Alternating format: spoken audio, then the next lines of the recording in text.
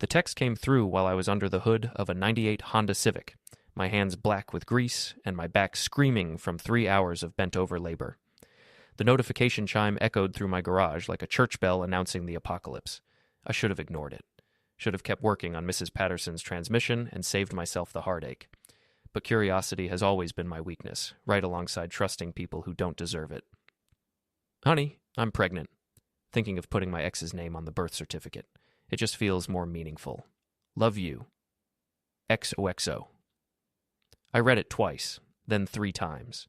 Each reading made it worse, like watching a car accident in slow motion, where you're both the driver and the victim. My name is Jake Morrison, and I've been fixing broken things my whole life. Cars, mostly, but sometimes relationships, friendships, and the occasional wounded ego. What I couldn't fix, apparently, was my fiancée's wandering heart.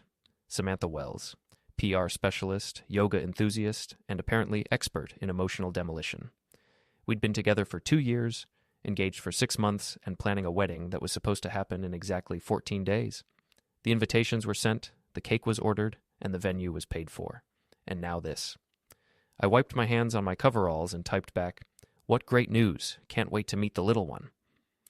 The sarcasm felt good rolling off my fingers, but it didn't touch the hollow ache spreading through my chest like spilled motor oil on concrete. 20 minutes later, I was in my truck, driving toward the upscale neighborhood where Ethan Blackwood lived with his wife Marissa. Ethan, Samantha's ex-boyfriend from college, the guy she claimed was just a friend whenever his name came up in conversation. The same Ethan who worked in real estate, drove a BMW, and apparently had been doing more than just catching up over coffee. The Blackwood house sat on Maple Street like a monument to success I'd never achieve. White columns, manicured lawn, and a circular driveway that probably cost more than my annual income. I parked across the street and watched the windows for signs of life. This wasn't about confrontation, this was about information. Marissa Blackwood answered the door wearing yoga pants and a suspicious expression. She was tall, elegant, with the kind of sharp intelligence that made men nervous and other women jealous. "Can I help you?" she asked, her voice carrying the slight edge of someone who'd been expecting bad news. "I'm Jake Morrison," I said, extending my hand. "I think we need to talk about our mutual problem." Her face went pale. "Excuse me? Your husband and my fiancée have been having quite the reunion. I thought you might want to know that congratulations are in order. You're going to be an aunt." The words hung in the air between us like smoke from a house fire. Marissa's grip tightened on the doorframe, her knuckles going white. "I don't know what you're talking about," she said, but her voice wavered. I pulled out my phone and showed her the text message. Watched her read it twice, just like I had. Watched her face cycle through confusion, recognition, and finally rage. "That piece of garbage," she whispered. "Yeah, well, apparently your piece of garbage and my piece of garbage have been making beautiful music together. The question is, what are we going to do about it?" Before we deeper into this story, I have one small request. Please subscribe, drop a like, comment, and hit that hype button to boost this channel so more people can discover these incredible Reddit stories. Marissa stepped onto the porch, closing the door behind her. "How long have you known?" "About 27 minutes. How long have you suspected?" 3 months, maybe longer. Late nights, mysterious phone calls, new cologne." She laughed bitterly. "I hired a private investigator last month, but he hasn't found anything concrete yet." "Well, now you don't need him?" We stood there in the afternoon sun, 2 people whose worlds had just shifted on their axis. I could hear kids playing in a nearby yard, the sound of a lawnmower, the normal rhythm of suburban life continuing while ours fell apart. "What's your plan?" Marissa asked. "I'm still working on it, but I figure the first step is making sure everyone knows the truth." "And the second step?" I smiled, and it felt sharp as broken glass. "Making sure they regret it." That evening, I sat in my apartment above the garage, surrounded by pizza boxes and empty beer bottles, planning my next move. The place wasn't much, 1 bedroom, a kitchenette, and a living room that doubled as my office, but it was mine, paid for with honest work and no pretense. My phone buzzed. Samantha. "Jake, I tried calling the shop. Are you okay? You seemed weird in your text earlier." "Just processing the wonderful news," I said. "Have you told Ethan yet?" Silence. Then, "Told him what?" "About the baby. About the birth certificate. I mean, he should probably start shopping for cribs, right?"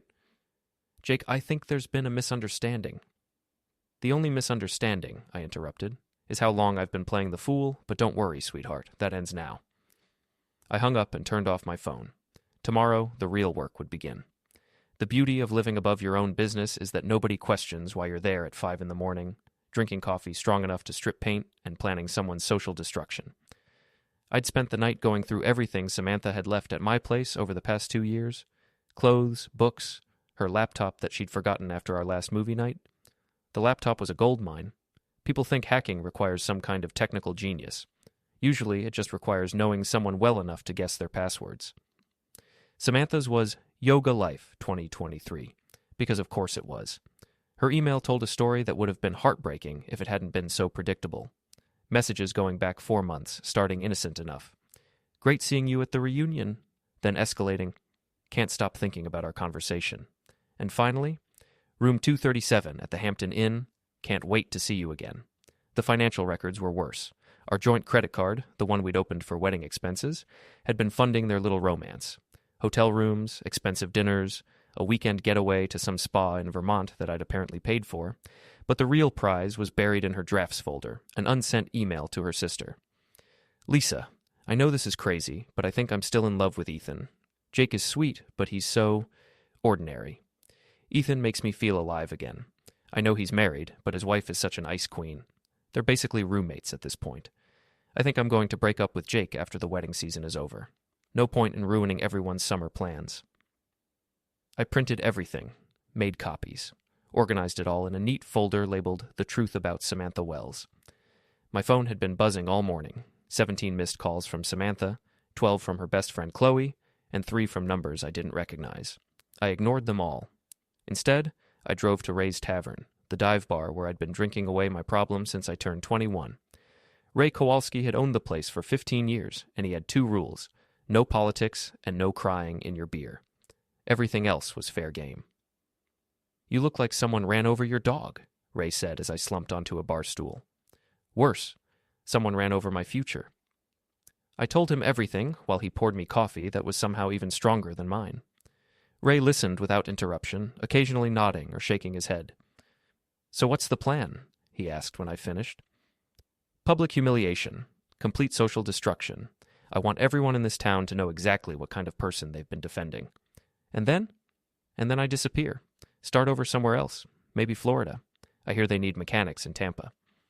Ray refilled my cup. Or you could stick around and watch the fireworks.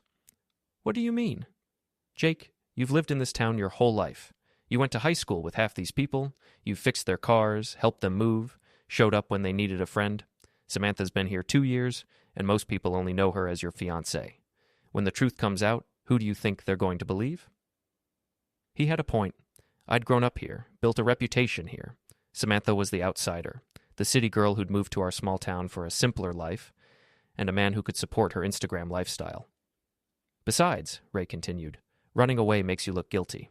Staying makes you look like the victim. I am the victim. Exactly, so act like it.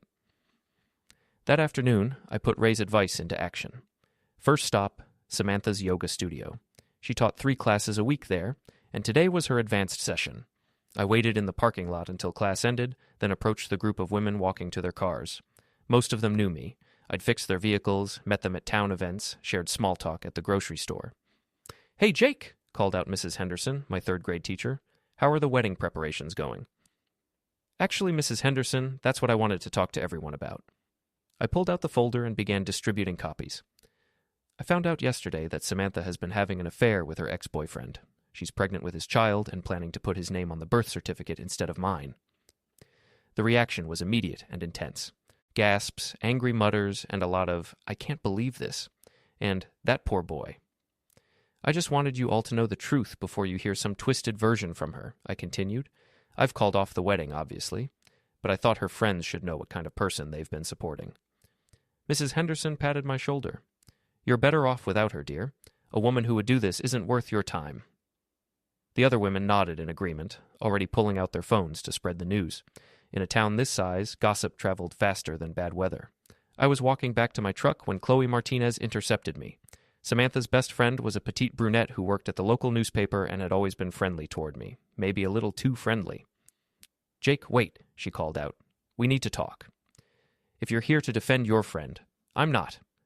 She looked around nervously. Can we go somewhere private? We ended up at the diner on Main Street, sitting in a corner booth while Chloe stirred her coffee and avoided eye contact. "I knew," she said finally. "Knew what?" "About Samantha and Ethan. I've known for months." The words hit me like a sucker punch. "And you didn't think to tell me?" "I tried to talk her out of it. I told her she was making a mistake, that you were a good guy, that she was going to regret it." Chloe finally looked up, and I saw tears in her eyes. She laughed at me, said I was jealous because I'd never had a man like Ethan want me. "So why tell me now?" "Because she's been spreading lies about you all morning, calling people, telling them you're controlling and emotionally abusive. She's trying to get ahead of the story, make herself look like the victim." My hands clenched into fists under the table. "What kind of lies?" "She's saying you go through her phone, that you won't let her see her friends, that you threatened her when she tried to break up with you." Chloe reached across the table and touched my hand. "I know none of that is true. I've watched you two together. You've been nothing but supportive." "Can you prove she's lying?"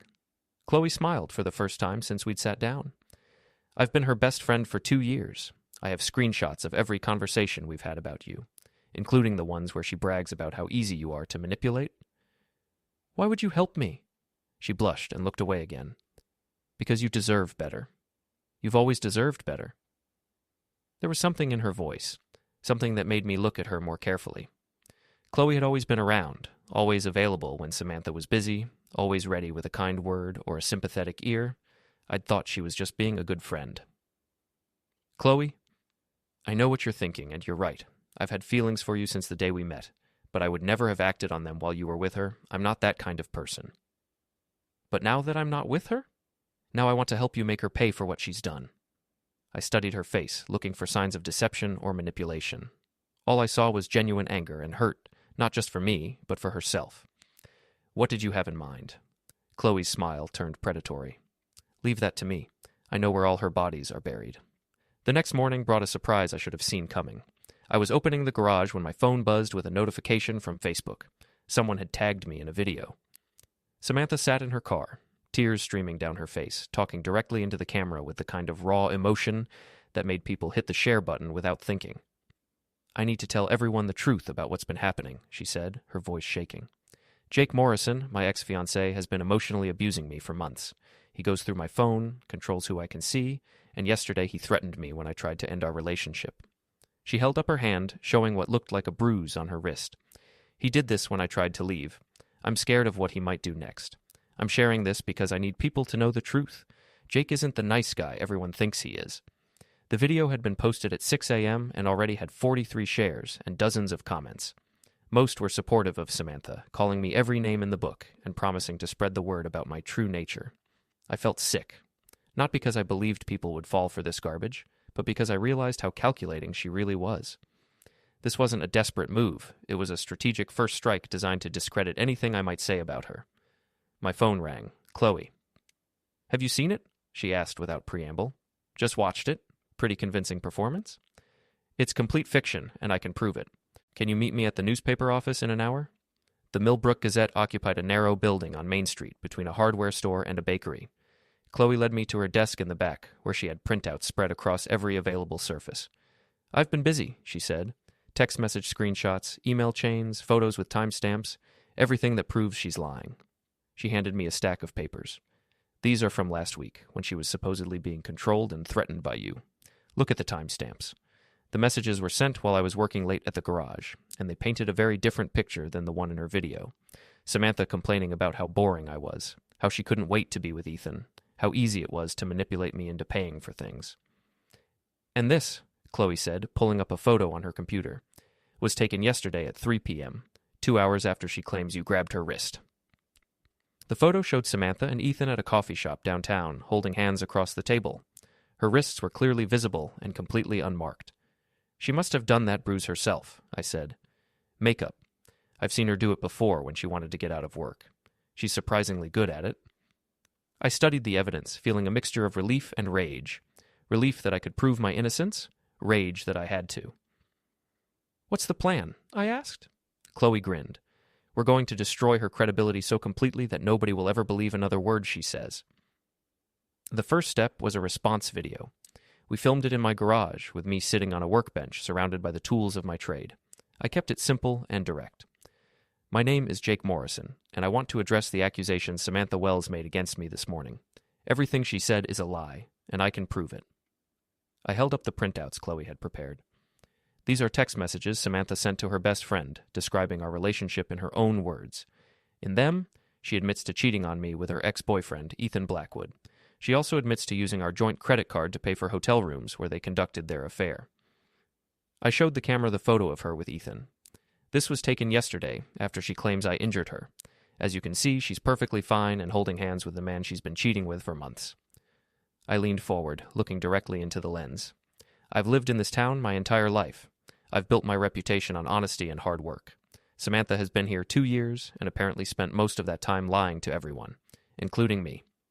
I'll let you decide who's telling the truth. We posted the video at noon. By 2 p.m., it had more views than hers. The real breakthrough came when Marissa Blackwood called. I've been thinking about our conversation yesterday, she said. I want in. In on what? Whatever you're planning for my husband and your ex-fiancée. They've humiliated both of us, and I think it's time they faced some consequences. What did you have in mind? Ethan is showing a house tonight to some potential buyers. Big sale, huge commission. Very important to his career, she paused. It would be a shame if something happened to disrupt that. Marissa, I'm not looking to hurt anyone's career. I'm not talking about sabotage, I'm talking about truth.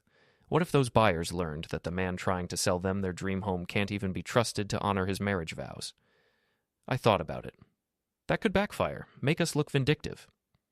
Not if we do it right. Not if we make it about protecting innocent people from a dishonest businessman. She had a point. Ethan's reputation was built on being trustworthy, reliable, the kind of guy you could count on to handle the biggest purchase of your life. If people knew he was a cheater and a liar, would they still want to do business with him? What exactly are you proposing? Meet me at 7 p.m. I'll show you. The house was a colonial on Elm Street, the kind of place young families dreamed about owning. Ethan's BMW was parked in the driveway next to a minivan that probably belonged to the potential buyers. Marissa and I watched from across the street as Ethan gave them the tour, pointing out features and selling them on the neighborhood. He looked confident, professional, completely unaware that his world was about to collapse. Here they come, Marissa said as the front door opened. We approached as Ethan was shaking hands with the couple, a man and woman in their 30s with 2 young kids. Ethan, Marissa called out in a voice that dripped false cheer. I've been looking everywhere for you. His face went pale when he saw us. Marissa, what are you doing here? I wanted to meet your clients, she said, extending her hand to the confused couple. I'm his wife. Well, soon-to-be ex-wife, actually. The woman looked uncomfortable. Maybe we should go? Oh, don't leave on my account, Marissa continued. I just wanted to make sure Ethan told you about his girlfriend. You know, full disclosure and all that. Marissa, stop, Ethan said through gritted teeth. Stop what? Telling the truth? These nice people deserve to know that the man handling their home purchase has been having an affair for months. I mean, if he can't be honest with his own wife, how can they trust him with their money? I stepped forward. I'm Jake Morrison. The girlfriend she's talking about is my ex-fiancée. Was my ex-fiancée. Until I found out she was pregnant with his child. The couple exchanged glances. The man cleared his throat. Maybe we should work with a different agent. That's probably wise, Marissa agreed. I'd hate for you to get halfway through the process and find out he's been lying about something important. Ethan watched helplessly as his commission walked away. When they were gone, he turned on us with fury I'd never seen before. You have no right. I have every right, Marissa snapped. You're my husband. She's engaged to him. We have every right to protect innocent people from your dishonesty. This is harassment. This is consequences, I said. Something you should have thought about before you decided to wreck 2 relationships for a quick thrill. Ethan looked between us, realizing he was outnumbered and outmaneuvered. This isn't over. You're right, I agreed. It's just getting started. The next few days passed in a blur of phone calls, meetings, and careful planning. Word of our confrontation with Ethan had spread through town like wildfire, and public opinion was shifting decisively in our favor. Samantha had gone quiet on social media, which was unusual for someone who documented every meal and yoga pose. Chloe reported that she'd been staying at Ethan's house, hiding from the gossip and the stares. She's scared, Chloe told me over coffee at the diner. She knows she's lost control of the narrative. Good. She should be scared. There's something else. I heard from my friend at the bank that Ethan's been moving money around, trying to hide assets from Marissa. and Samantha's been pressuring him to leave his wife officially. How do you know all this? Chloe smiled mysteriously. I have my sources. The point is, they're both getting desperate. Desperate people make mistakes. What kind of mistakes? The kind that give us the perfect opportunity to finish this. That opportunity came sooner than expected. Samantha called me Thursday afternoon, her voice shaky and uncertain. Jake, I need to talk to you. Can we meet somewhere private? I don't think that's a good idea, Samantha. Please, I know you're angry, and you have every right to be, but there are things you don't understand, things I need to explain. Against my better judgment, I agreed to meet her at Riverside Park after dark. It was a public place, but secluded enough for a private conversation. She was waiting by the gazebo when I arrived, looking smaller and more fragile than I'd ever seen her. The confident, manipulative woman who'd been running games for months had been replaced by someone who looked genuinely frightened. Thank you for coming, she said. You've got 10 minutes. I made a mistake, Jake, a huge mistake. I got caught up in the excitement of reconnecting with Ethan, and I lost sight of what really mattered. Which was what, exactly? You, us, the life we were building together. She stepped closer.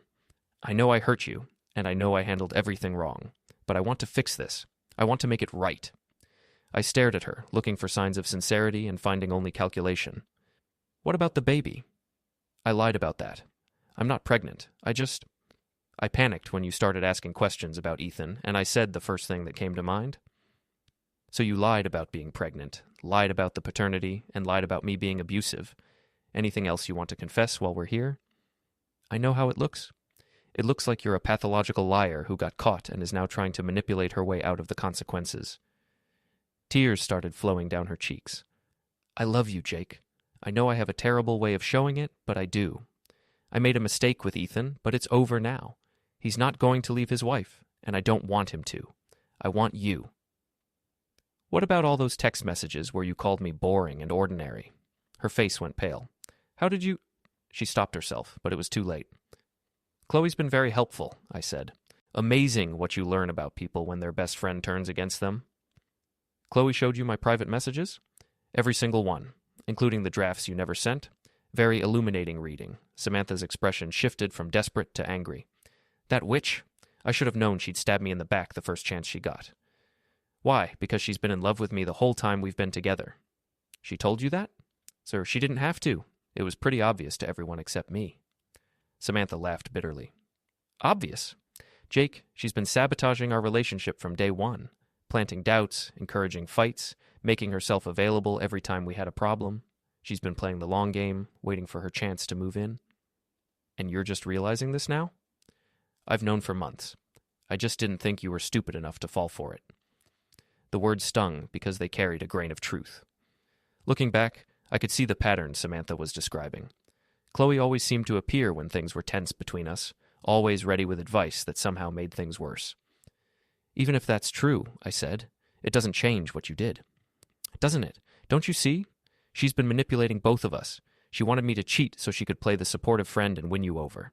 Everything that's happened, she's been pulling the strings. I thought about the past week. How quickly Chloe had appeared with evidence against Samantha. How eager she'd been to help with my revenge plans.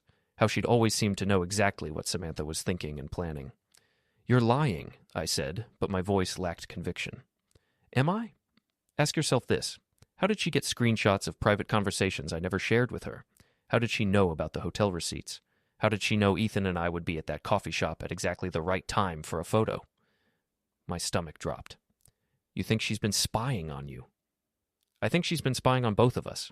My computer, my phone, maybe even my apartment. She works at the newspaper, Jake. She has access to resources, contacts, ways of getting information that normal people don't. Why are you telling me this? Because I'm scared of her, and you should be too. I wanted to dismiss everything she was saying as desperate lies from a cornered manipulator, but doubt was creeping in, making me question everything I thought I knew about the past week. What do you want from me? I asked. Help, protection. I think she's planning something big, something that's going to hurt both of us. We need to work together to stop her. Work together? After everything you've done? I know I don't deserve your trust, but right now, I might be the only person telling you the truth. I looked at her standing there in the moonlight, tears on her cheeks and fear in her eyes. Either she was the most manipulative person I'd ever met, or she was a victim of someone even more manipulative. I need time to think, I said. We don't have time. She's planning something for tomorrow night. Something public and humiliating that's going to destroy both our reputations permanently. How do you know? Because she told me. She called this afternoon and said I had one last chance to leave town quietly. If I didn't, she was going to make sure everyone in Millbrook knew exactly what kind of person I really was. Maybe you should take her advice. And let her win? Let her have you by default? Samantha shook her head. I won't do that. I love you too much to give up without a fight. I studied her face, trying to read the truth behind her words. The problem was, I'd been wrong about so many people lately that I didn't trust my own judgment anymore. What exactly is she planning? I don't know the details, but it's happening at the Harvest Festival tomorrow night, something involving the main stage and a lot of witnesses. The Harvest Festival was Millbrook's biggest annual event, drawing hundreds of people from surrounding towns. If someone wanted to destroy a reputation publicly, it would be the perfect venue. I'll look into it, I said. Thank you. Un deal. She reached out like she wanted to touch me, then pulled her hand back. I know I don't deserve another chance, but if there's any part of you that still cares about me, please don't let her destroy us both. I walked away without answering, my head spinning with questions and doubts. Everything I thought I knew about the past week was suddenly uncertain, but one thing was clear. Tomorrow night was going to change everything. I spent Friday morning doing something I should have done days ago, investigating Chloe Martinez. A few phone calls to mutual acquaintances painted an interesting picture. Chloe had been asking questions about me for months before Samantha and I got engaged. She'd been unusually interested in our relationship status, our problems, our future plans. More troubling was what I learned about her past relationships. 3 previous boyfriends, all of whom had experienced mysterious relationship problems right around the time Chloe became their supportive friend. One guy's girlfriend suddenly accused him of cheating. Another's fiancée abruptly called off their wedding. The third one's wife filed for divorce after discovering evidence of an affair he swore he never had. The pattern was clear once you knew what to look for. I was sitting in my office staring at my notes when Chloe herself walked in. Hey, stranger, she said with a bright smile. Ready for tonight? What's happening tonight? The festival, silly. I thought we could go together, make our first public appearance as a couple. We're not a couple, Chloe. Her smile faltered. Not yet, maybe. But after tonight, after everyone sees what Samantha really is, there won't be anything standing between us. What exactly are you planning? Just a little public education. The people of this town deserve to know the truth about Samantha Wells. They already know the truth. Your evidence made sure of that. My evidence only scratched the surface. Chloe's eyes gleamed with something that made me uncomfortable. Wait until they see what I have planned for tonight. Chloe, I think we need to talk about... No talking, she interrupted, moving closer. I've waited 2 years for this moment, Jake. 2 years of watching you waste yourself on someone who didn't deserve you. 2 years of being the perfect friend, always available, always supportive, never pushing too hard or moving too fast. You've been manipulating the situation from the beginning, she laughed. Manipulating? I prefer to think of it as facilitating. Samantha was always going to cheat on you. I just made sure you found out about it in a way that would turn you against her permanently. You've been spying on her. I've been protecting you. Do you have any idea how many lies she told? How many times she laughed about how easy you were to control? How many ways she planned to use you? So you decided to use me instead? I decided to save you. From her, from your own naive trust. From a future that would have made you miserable. I stood up, putting distance between us. I want you to call off whatever you're planning for tonight. I can't do that. Why not? Because she's not going to just disappear, Jake. She's going to keep trying to win you back. Keep playing games, keep making your life complicated. The only way to end this is to destroy her so completely that she has no choice but to leave town. And if I don't want that? Chloe's expression hardened. Then you're more naive than I thought. She left without another word, and I knew I was out of time. Whatever she had planned was going to happen whether I supported it or not. The Harvest Festival filled Main Street with food trucks, craft booths, and a stage where local bands played throughout the evening. By 7 p.m., half the town was there, including families with children, elderly couples, and teenagers looking for something to do on a Friday night. I found Samantha near the apple cider stand, looking nervous and out of place. She'd dressed down for once, wearing jeans and a simple sweater instead of her usual attention-grabbing outfits. Any idea what she's planning? I asked. Something with the sound system. I saw her talking to the tech guy earlier, and he looked uncomfortable. Where is she now?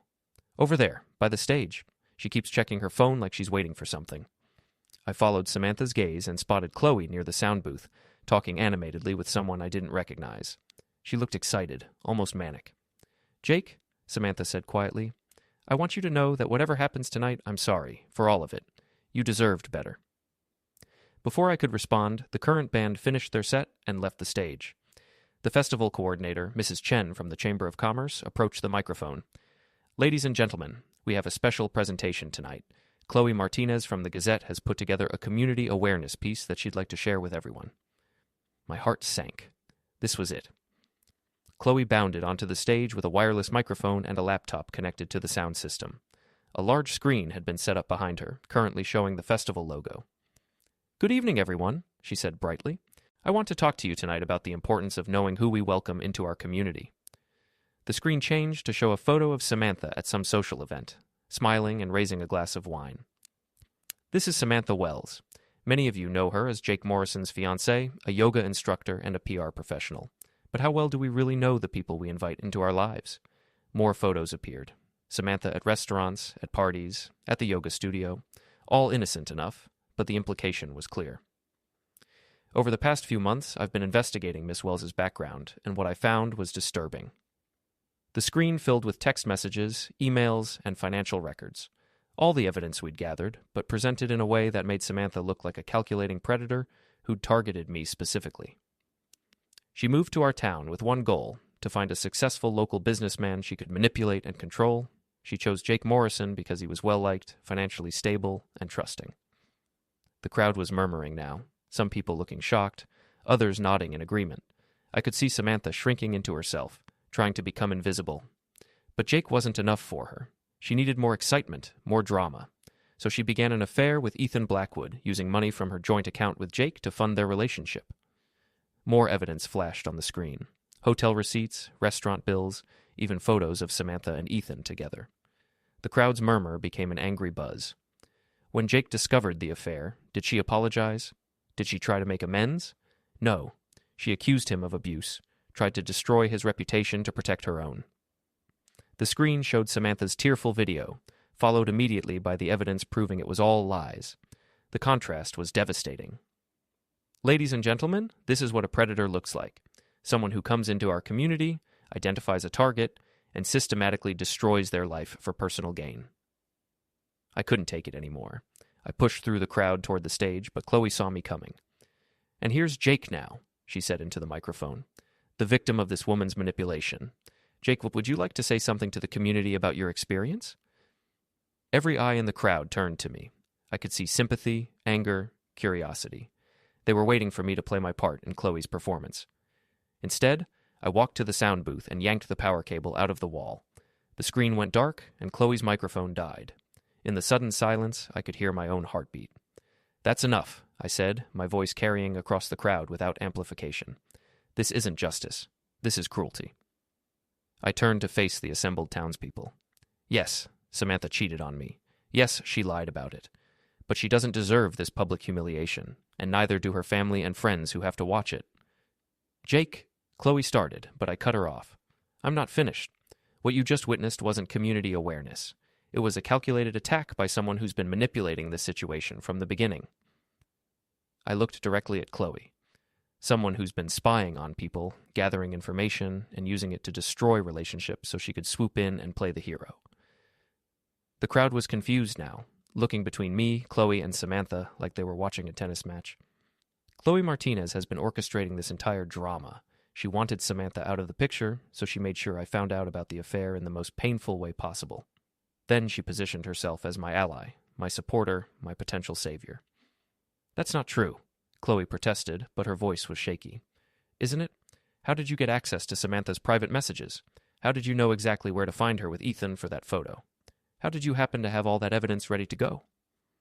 The crowd was starting to understand. I could see the shift in their expressions, the dawning realization that they'd been manipulated too. "I made mistakes," I continued. "I trusted the wrong people, believed the wrong stories, let my anger cloud my judgment.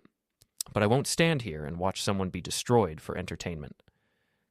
I walked over to where Samantha stood at the edge of the crowd, took her hand, and led her toward the street. "Where are you going?" Chloe called after us. "Away from here. Away from all of this." "Jake, wait," You're making a mistake." I stopped and turned back one last time. The only mistake I made was thinking revenge would make me feel better. It doesn't. It just makes you into someone you don't recognize. We walked away from the festival, leaving behind the confused crowd, the dark stage, and Chloe standing alone with her exposed machinations. "Thank you," Samantha said quietly as we reached my truck. "Don't thank me yet. We still have a lot to figure out." "I know, but at least now we can figure it out together." I looked at her, this woman who'd betrayed me and lied to me and nearly destroyed my faith in other people. She wasn't perfect, neither was I. But maybe that was enough to start with. "Yeah," I said, opening the truck door. "Maybe we can."